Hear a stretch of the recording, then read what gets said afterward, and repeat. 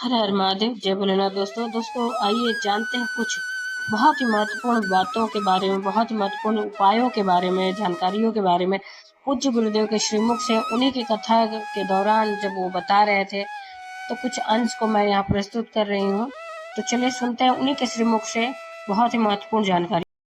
जितने आस्था चैनल पर कथा सुन रहे हो, जितने फेसबुक और यूट्यूब पर सुन रहे हो, बहुत सावधानी से सुनना। 2 बार पशुपति व्रत कर लिए, आपने ये कर लिया, आपने प्रदोष कर लिया, आपने सोमवार कर लिया, आपने सारे अनुष्ठान कर लिए, बहुत सारे उपाय भी करे। तो शुक्रवार के दिन अगर शंकर के मंदिर में जल चढ़ाया जाए तो नारी का अखंड सौभाग्य होता है। शुक्रवार के दिन बेलपत्री के वृक्ष के नीचे बैठकर घृत का दिया लगाकर शरीर में जो रोग है उसका स्मरण कर कल करके देखना। जो बच्चा चिड़चिड़ कर रहा हो, बहुत गुस्सा कर रहा हो, बहुत गुस्सा, जो बहू चिड़चिड़ कर रही हो, जो सास चिड़चिड़ कर रही हो, भाई बंधु कुटुंब कोई चिड़चिड़ कर रहा हो, बहुत क्लेश घर में हो रहा हो, एक कटोरी में पानी लो, तुमरुका जी का नाम लो, शिव जी का नाम लेकर, तुमरुका जी का नाम लेकर थोड़ा सा पानी का आचमन करा दो। 10 मिनट 5 मिनट में एकदम चुप, लड़ी नहीं सकती, गुस्सा। लक्ष्मी सबसे ज्यादा प्रसन्न कौन से दिन होती है? जम के बोलिए जरा। शुक्रवार। तो शुक्रवार को लक्ष्मी सबसे ज्यादा प्रसन्न क्यों होती है? शिव महापुराण यहाँ तक विष्णु पुराण करती है, स्कंद पुराण वर्णन करती है, कार्तिक खंड वर्णन करता है कि तुलसी का क्यारा गोल है, चौकोर है, षडाकार का है। उसका भी प्रमाण हमारे शास्त्र में लिखा हुआ है कि अगर तुलसी का कुंड गोल है तो वो ऐश्वर्य प्राप्त करता है, तुलसी का कुंड चौकोर है तो वंश की वृद्धि करता है, तुलसी का कुंडा अगर षडाकृति का है, 6 फलक वाला है, तो वो घर में संपदा की वृद्धि करता है। ये तुलसी के कुंड का भी प्रमाण हमारे यहाँ शास्त्रों में लिखा हुआ है कि कुंडा कैसा होना चाहिए, तुलसी के कुंड की आकृति कैसी होना चाहिए। उसका प्रसन्न होने का कारण क्या था? लक्ष्मी जी के 2 भाई थे, दोनों की शादी नहीं हो रही थी, दाता और विधाता, दोनों का विवाह नहीं हो रहा। और दाता विधाता के लिए लक्ष्मी बड़ी परेशान थी, रोज नारायण से कहती थी प्रभु कुछ कृपा करिए, दाता विधाता का विवाह नहीं हो रहा, उम्र होती चली जा रही, इनका कुछ करिए प्रभु, आप नारायण हो, आप कुछ तो कर सकते हो। भगवान नारायण ने तब लक्ष्मी से कहा, एक काम करो, बेलपत्री के पेड़ के नीचे बैठकर लक्ष्मी तुम अनुष्ठान करो तुम्हारे भाइयों के विवाह के लिए। इसलिए आज भी हमारे हिंदू धर्म की रीति है कि बेलपत्री के पेड़ के नीचे शाम के समय लक्ष्मी का वासा होता है। इसलिए लोग इस बेलपत्री के पेड़ के नीचे तुम्हारा रात्रि को, शाम को 6 बजे से लेकर रात्रि को 8 बजे तक तुम्हारा निवास होगा। जैसे पीपल के पेड़ में देवताओं का निवास, आपको आप लोगों ने यदि पद्म पुराण पढ़ी होगी या सुनी होगी तो उसमें स्पष्ट कहा है। पीपल के वृक्ष की गणना ध्यान देना, पीपल के वृक्ष में सुबह 4 बजे से लेकर 7 बजे तक ब्रह्मा जी का वासा होता है। पीपल के वृक्ष में सुबह 7 बजे तक ब्रह्मा जी का वासा, 7 बजे से लेकर 10:30 बजे तक पीपल के वृक्ष में भगवान विष्णु का वासा होता है। कितनी बजे तक? 10:30। 10:30 से लेकर 11:30 12 बजे तक पीपल के वृक्ष में पितरों का वासा होता है। इसलिए हमारे यहाँ पितरों को श्राद्ध पक्ष में जो भोजन कराया जाता है वो 10:30 से 12 के बीच में कराया जाता है। 12 बजे के बाद पीपल के वृक्ष में दोपहर के 1:30 बजे तक आहूतों का वासा रहता है। आहूत कौन? जो गर्भ में शांत हो गए, जो कुंवारी अवस्था में शांत हो गए, जो जन्म लेने के बाद उनका विवाह नहीं हुआ और शांत हो गए, उन आहूतों का वासा उस पीपल के वृक्ष में दोपहर में 1:30 बजे तक रहता है। उसके बाद में प्रेतों का वासा चालू होता है। इसलिए दोपहर के समय पीपल के पेड़ की परिक्रमा नहीं होती। फिर शाम को 4 बजे से 7 बजे तक पीपल के वृक्ष में शंकर जी का वासा होता है। इसलिए शाम के समय पीपल की परिक्रमा नहीं होती। 7 बजे के बाद में पीपल के वृक्ष में रात्रि को 9 बजे तक कुबेर का वासा होता है। फिर 9 बजे के बाद में प्रेतवास चालू होता है पीपल के वृक्ष में। उसी तरह बेलपत्री का जो वृक्ष है, उस बेलपत्री के वृक्ष के नीचे रात्रि को 8 बजे से लेकर 12 बजे तक बेलपत्री के पेड़ के नीचे कुबेर का निवास होता है। महाराज, कुबेर का निवास। प्रयास करा करो इसी बेलपत्री के पेड़ के नीचे हम दीप लगाएं, घी का दीप। यदि संपदा की कमी हो तो, अगर भगवान ने खूब संपदा दी है तो भले मत लगाओ, कोई दिक्कत।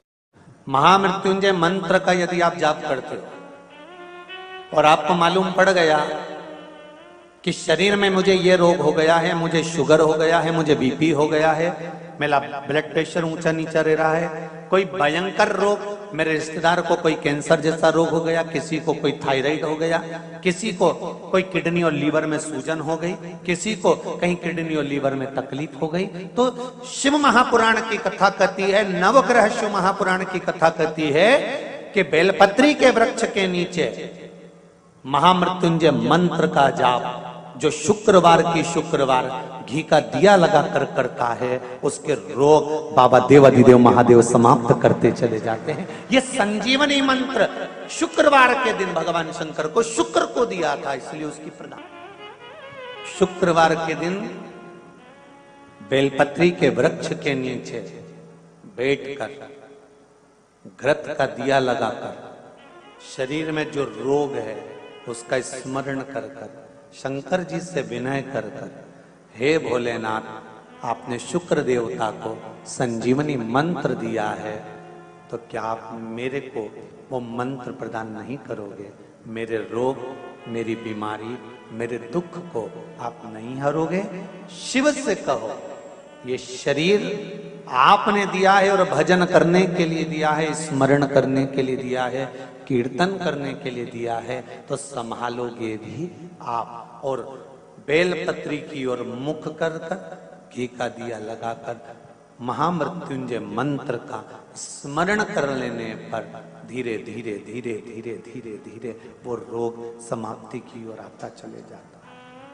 अगर आप शंकर भगवान को एक लोटा पानी अगर शिव को समर्पित कर रहे हो, श्वेत पुष्प को रखकर शंकर जी के ऊपर सफेद फूल को चढ़ाकर अगर एक लोटा जल भी एक पात्र जल भी शंकर को समर्पित कर रहे हो, तो ये लक्ष्मी के लिए ही तो कर रहे हो।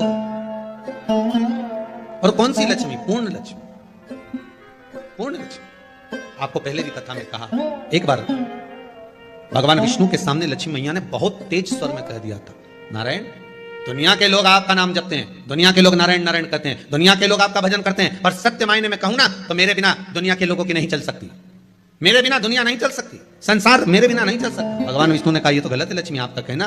एक दिन लक्ष्मी को अहंकार आ गया, अहंकार के संबोधन जब माता लक्ष्मी कहने लगी तो भगवान उसी समय पर भगवान विष्णु को क्रोध आ गया और भगवान विष्णु ने कहा दिया, लक्ष्मी तो इतनी बड़ी बड़ी बात कहती है कि तेरे बिना नहीं रह सकती संसार? मैं तुझे कहता हूं लक्ष्मी तू अपूर्ण है, तू अपूर्ण है, तू पूर्ण कब हो गई?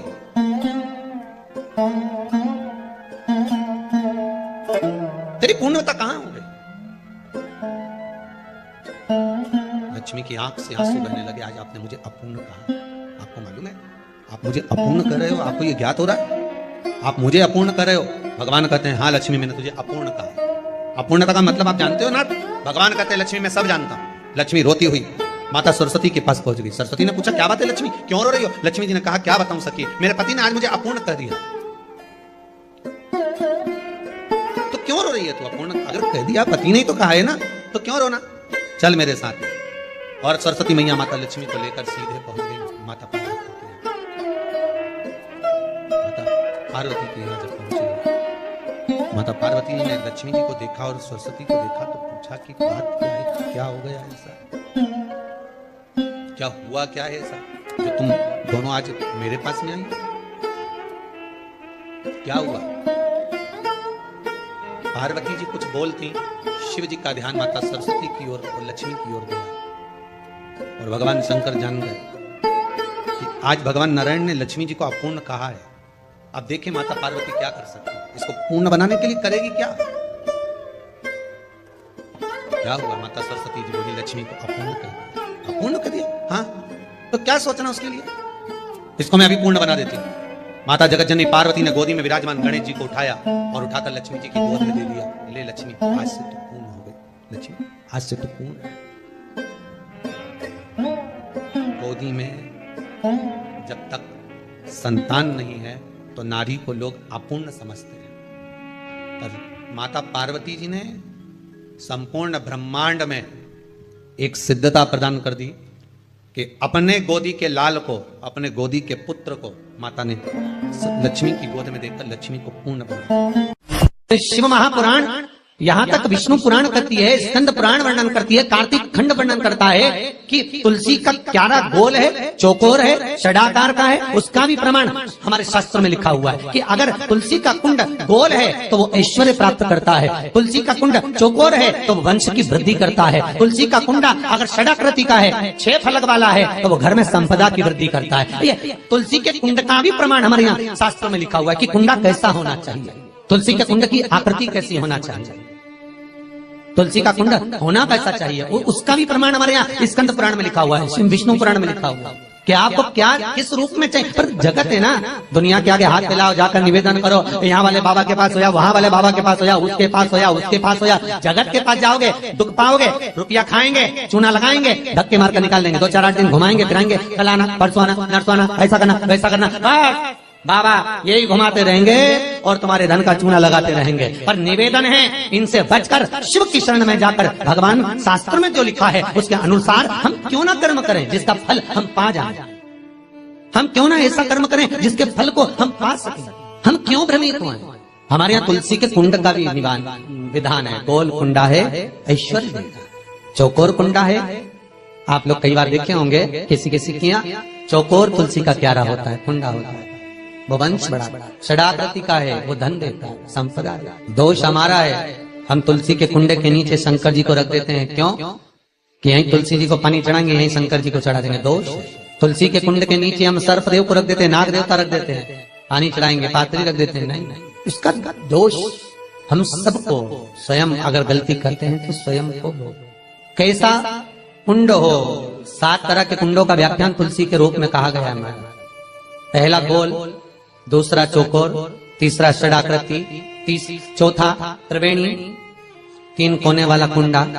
शास्त्र कहता है जिसके मार्ग घर में टुकड़े हो रहे हो, घर विभाजन की ओर हो रहा हो, तो 3 कोण का कुंडा घर में रखकर पूजा करने पर परिवार एक हो जाता है।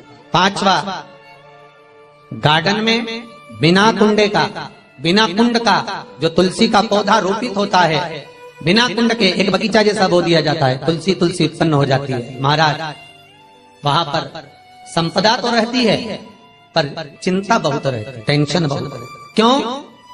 घर के दरवाजे के बाहर इतनी सारी बगीचे में तुलसा कर दी, कोई निकल कर जा रहा था उसने थूक दिया, कोई निकल कर जा रहा था उसने पानी डाल दिया, कोई स्वान ने, कुत्ते ने, किसी ने, बिल्ली ने गंदगी कर दी, उसका दोष आपको लगेगा। इसलिए कुंड के अंदर तुलसा का वो धन तो देगा, जो तुमने बगीचे में तुलसा लगाई है, गार्डन तुलसा का करा, वो धन तो देगा, संपदा भी देगा, पर चिंता को बढ़ा देगा।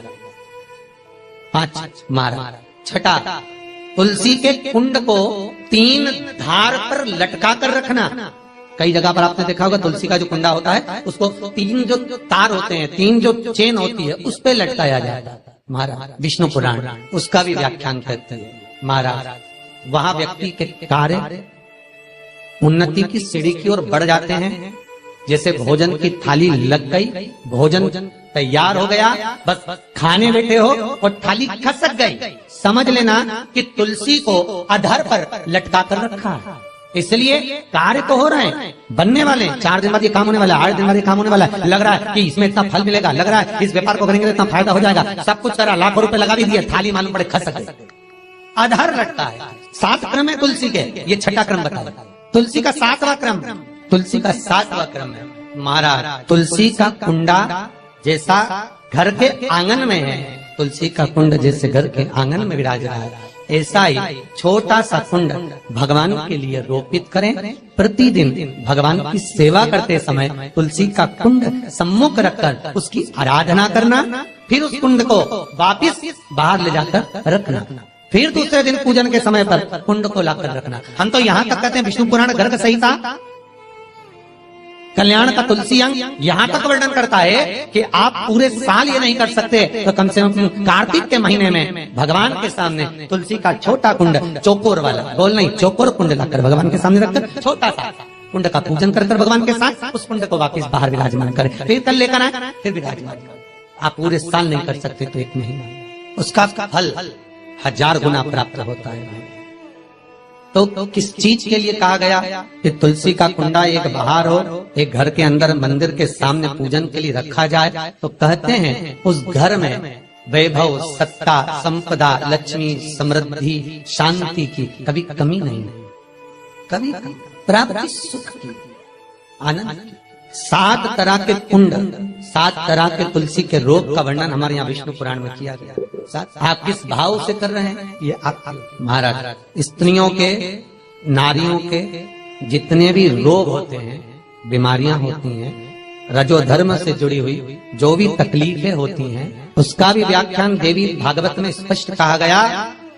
गुलर का फूल अर्थात जो देवी जी को, माता जी को जो घंटी वाला फूल चढ़ता है लाल कलर का, गुलर का फूल माता के चरणों को छुआकर, तुलसी के पौधे का स्पर्श कराकर जो नारी को रजो धर्म से जुड़ी हुई परेशानियां होती हैं, उसके अंतर्गत वो फूल तुलसी का पौधा दिखाते हुए खिला दिया जाता है, तो 3 दिन में उसको 2 दिन में आराम लग जाता है, 2 या 3 दिन महाराज। तो शास्त्र कह रहा है आराधना में आप हाथ की माला, कर की माला ना भी रखें तो घट की माला, तुलसी की माला, रुद्राक्ष की माला आपके कंठ में होगी, तो 21,600 श्वास जो मनुष्य के शरीर से प्रतिदिन निकल रही है, 21,600 श्वास जो मानव के शरीर से प्रतिदिन निकल रही है, उस श्वास के बल पर आपकी घट की जिह्वा से वो मंत्र जाप हो जाएगा, उसका पुण्य आपके खाते में।